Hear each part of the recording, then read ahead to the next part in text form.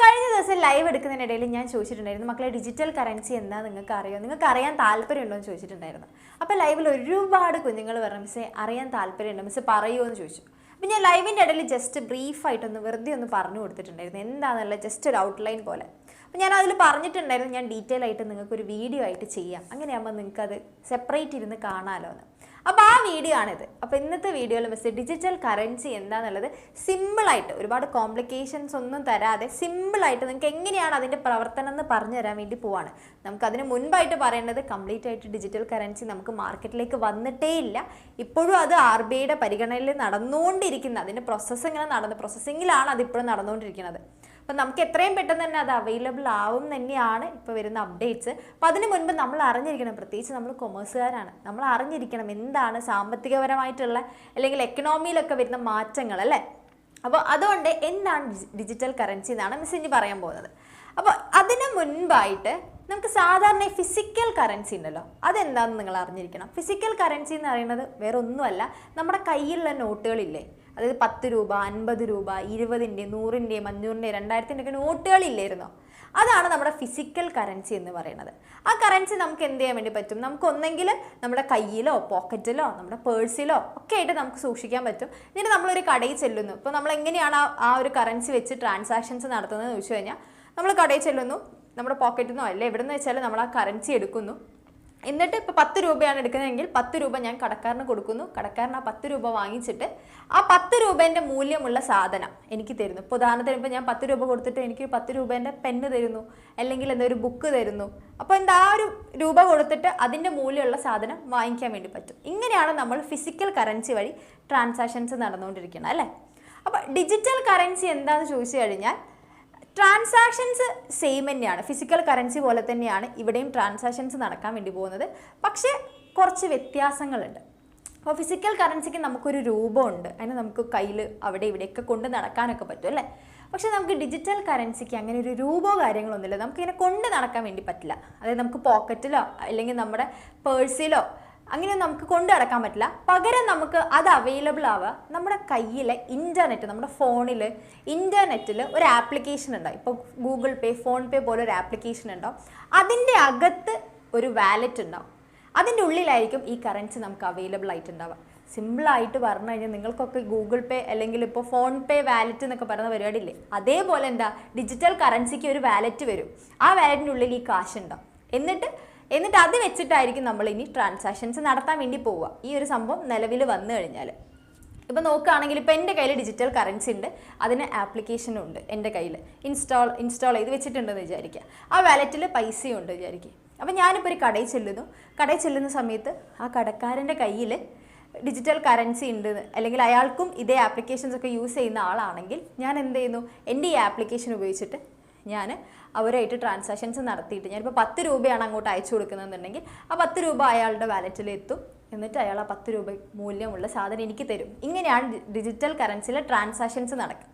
അപ്പോൾ അതിന് മുൻപ് നിങ്ങൾ അറിഞ്ഞിരിക്കേണ്ട കാര്യം എന്താണെന്ന് വെച്ച് കഴിഞ്ഞാൽ, ആരാണ് ഈ ഡിജിറ്റൽ കറൻസി പ്രൊവൈഡ് ചെയ്യുന്നതെന്ന് ചോദിച്ചു കഴിഞ്ഞാൽ, ഇത് ഇഷ്യൂ ചെയ്യുന്നത് നമ്മുടെ RBI ആണ്.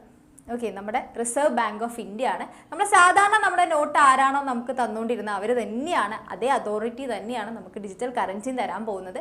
എങ്ങനെയാണ് ഇവർ നമുക്ക് സാധാരണക്കാരിലേക്ക് ഇത് എത്തിക്കുക എന്ന് ചോദിച്ചു കഴിഞ്ഞാൽ, ബാങ്കുകൾ വഴിയായിരിക്കും നമുക്ക് ഡിജിറ്റൽ കറൻസി അവൈലബിൾ ആവാൻ പോകുന്നത്. അതായത് ഇപ്പോൾ ഞാൻ ബാങ്കിൽ ചെല്ലുന്നു, എന്നിട്ട് എൻ്റെ കയ്യിൽ ഒരു 50,000 രൂപയുണ്ട്, ഞാൻ 50,000 രൂപ ഇപ്പോൾ ബാങ്ക് കൊടുക്കുകയെന്ന് വിചാരിക്കും. അപ്പോൾ ബാങ്കുകാർ എന്ത് ചെയ്യും, എൻ്റെ ഡിജിറ്റൽ കറൻസി വാലറ്റിലേക്ക് എനിക്ക് 50,000 രൂപ തരികയാണ് ചെയ്യുക. പിന്നെ എനിക്ക് എന്ത് ചെയ്യാൻ വേണ്ടി പറ്റും, ആ കറൻസി യൂസ് ചെയ്തിട്ട് ട്രാൻസാക്ഷൻസ് നടത്താൻ വേണ്ടി പറ്റും. നമ്മൾ ഗൂഗിൾ പേ ഒക്കെ വെച്ച്, ഈ ആപ്ലിക്കേഷൻ എന്ന് പറയുമ്പോൾ നമ്മൾ ഈ ഗൂഗിൾ പേ ഒക്കെ യൂസ് ചെയ്തിട്ട് എങ്ങനെയാണോ നമ്മളിപ്പോൾ ചെയ്തുകൊണ്ടിരിക്കുന്നത് അതേ പ്രൊസീജിയർ തന്നെയായിരിക്കും നമ്മൾ ഡിജിറ്റൽ കറൻസി വന്നാലും കണ്ടിന്യൂ ചെയ്യാൻ വേണ്ടി പോകുന്നത്. അപ്പം നിങ്ങൾ ചിന്തിക്കുക, അങ്ങനെയാണെങ്കിൽ പിന്നെ എന്തിനാ ഈ ഒരു സംഭവം, ഇപ്പോൾ ഗൂഗിൾ പേയും ഇതും തമ്മിലിപ്പോൾ എന്താ വ്യത്യാസം, രണ്ട് സെയിം അല്ലേന്ന് തോന്നും. പക്ഷെ സെയിം അല്ലാതെ ആകുന്നത് അതിൻ്റെ ബാക്ക് എൻഡിലെ വ്യത്യാസങ്ങൾ കൊണ്ടാണ്. എങ്ങനെയാണെന്ന് വെച്ചാൽ, നിങ്ങളിപ്പോൾ നോക്കുകയാണെങ്കിൽ, നമ്മൾ നോർമലി നമ്മളൊരാളുടെ കയ്യിൽ നിന്ന് ഫിസിക്കൽ കറൻസി മുതൽ ട്രാൻസാക്ഷൻസ് വരികയാണെങ്കിൽ, A എന്ന് പറയുന്ന ഒരാൾ അയാളുടെ കയ്യിലുള്ള 10 രൂപ B എന്ന് പറയുന്ന ആൾക്ക് കൊടുത്തിട്ട് സാധനം വാങ്ങിക്കുന്നു, കഴിഞ്ഞു. ഓക്കെ, ഇങ്ങനെയാണ് നമ്മൾ നോർമലി ഫിസിക്കൽ കറൻസി യൂസ് ചെയ്തിട്ട് ട്രാൻസാക്ഷൻസ് നടത്തുക. പക്ഷെ നമ്മളിപ്പോൾ ഫോൺ പേ, ഗൂഗിൾ പേ എന്നൊക്കെ പറയുന്നത് UPI പേയ്മെൻറ്റ്സ് ആണ്. ഓക്കെ, അപ്പോൾ UPI പേയ്മെൻറ്റ്സിൻ്റെ ഇതിലേക്ക് വരുന്ന സമയത്ത് അവിടെ എങ്ങനെയാണ് പേയ്മെൻറ്റ്സ് നടക്കുന്നത് എന്ന് വെച്ച് കഴിഞ്ഞാൽ, ഞാനെന്ന് പറയുന്ന വ്യക്തി, ഞാൻ എൻ്റെ ബാങ്ക് അക്കൗണ്ട് എൻ്റെ ബാങ്ക് അക്കൗണ്ട് ഞാൻ ഒരു സാധനം B എന്ന് പറയുന്ന, അതായത് A എന്ന് പറയുന്ന എനിക്ക് C എന്ന് പറയുന്ന ആളുടെ കയ്യിൽ നിന്ന് സാധനം വാങ്ങിക്കണം എന്ന് വിചാരിക്കും. അപ്പം ഞാൻ എന്താ ചെയ്യുന്നത് വെച്ചാൽ, എൻ്റെ ബാങ്കിൽ നിന്നാണ് C എന്ന് പറയുന്ന വ്യക്തിൻ്റെ ബാങ്കിലേക്കാണ് ട്രാൻസാക്ഷൻസ് നടക്കുക. ഞാനോ സിയോ തമ്മിലല്ല ട്രാൻസാക്ഷൻസ് വരുന്നത്, ഞങ്ങളുടെ രണ്ടുപേരുടെയും ബാങ്കുകൾ തമ്മിലാണ് ട്രാൻസാക്ഷൻസ് വരുന്നത്. അപ്പോൾ ഈ രണ്ട് ബാങ്കുകളുടെ, ഇപ്പോൾ എൻ്റെയും സിൻ്റെയും രണ്ട് ബാങ്കുകളും ഇപ്പോൾ ഇന്നൊരു ദിവസം ഫിക്സ് ചെയ്തിട്ട് അവർ മന്ത്ലി അല്ലെങ്കിൽ ഇത്ര ഒരു ടൈം പീരീഡിനുള്ളിൽ അവർ ഈ പേയ്മെൻറ്റ്സ് ഒക്കെ ചെക്ക് ചെയ്യുകയാണ് സാധാരണ ബാങ്കുകാർ ചെയ്യാറ്. ഓക്കെ, അപ്പോൾ ഇവിടെ ഇടനിലക്കാരായിട്ട് ബാങ്ക് ഉൾപ്പെടുന്നുണ്ട് അല്ലേ UPI പേയ്മെൻറ്റ്സിൽ. പക്ഷെ നമ്മൾ ഡിജിറ്റൽ കറൻസി വന്നു കഴിഞ്ഞാൽ പിന്നെ നമ്മൾ പേയ്മെൻറ്റ് ചെയ്യുന്ന സമയത്ത് ഇപ്പോൾ A എന്ന് പറയുന്ന വ്യക്തിയും C എന്ന് പറയുന്ന വ്യക്തിയും തമ്മിലായിരിക്കും. നമ്മൾ ഫിസിക്കൽ കറൻസിയിൽ എങ്ങനെയാണോ ട്രാൻസാക്ഷൻസ് ചെയ്തുകൊണ്ടിരുന്നത് അതുപോലെ ആയിരിക്കും ഈ ഡിജിറ്റൽ കറൻസിയിൽ ട്രാൻസാക്ഷൻസ് നടക്കാൻ പോകുന്നത്. അവിടെ ഞങ്ങളുടെ രണ്ട് ബാങ്ക് എന്ന് പറയുന്ന മീഡിയേറ്റേഴ്സ് ഉണ്ടല്ലോ, അവിടെ ഇനി ഉണ്ടാവില്ല. പകരം നമ്മൾ RBIൻ്റെ ആപ്ലിക്കേഷൻ ഉപയോഗിച്ചിട്ടായിരിക്കും നമ്മൾ ചെയ്യാൻ വേണ്ടി പോകുന്നത് അല്ലേ.